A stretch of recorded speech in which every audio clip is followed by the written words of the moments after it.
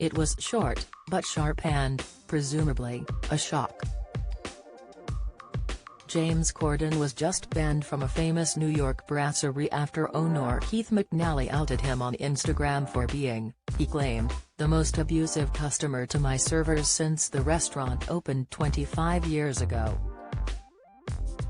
A few hours later, McNally announced that Corden had just called me and apologized profusely, and McNally had rescinded the ban. So, on the surface, all's well that ends well. But deeper than surface? Some might argue the damage has been done. When someone apparently shows you who they are, believe them.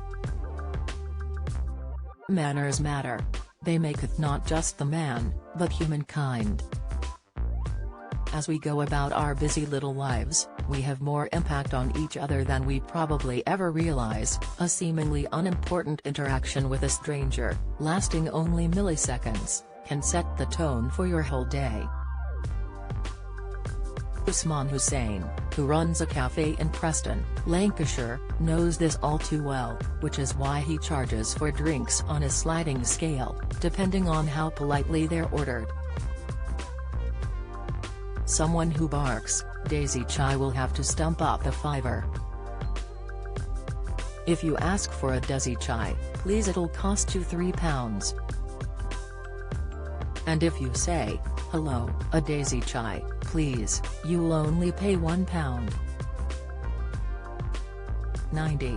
No, I didn't know what a Daisy Chai was either. It's a spicy, sweet Indian tea. Maybe we need to get out more, but that's not the point. It's a nice reminder to use your manners, because unfortunately sometimes we do need reminding, Hussain explains. As both a former waitress and current human being living on this planet, I could not approve of this policy more. Also, why stop here?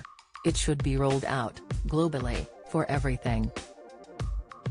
Hussain's law should apply to people who don't nod or wave when you stop to let them walk on a zebra crossing, anyone who doesn't say thanks when you hold a door open for them, or who spits on the street, or pretends to be asleep in the seats you're meant to give up on public transport, or, worse, doesn't even bother pretending to be asleep, or who listens to either music or a conversation on their phone on loudspeaker, unless the conversation is interesting, which it never, ever is, or who puts their bag on the seat next to them on busy public transport, or who doesn't flash their hazards when you've let them pull out in front of you, or who pushes past rather than letting passengers off the train or bus first, or who gets too close in the cash point queue, or who doesn't stand to the side on an escalator, or who take up 2 spaces in a car park, or both armrests.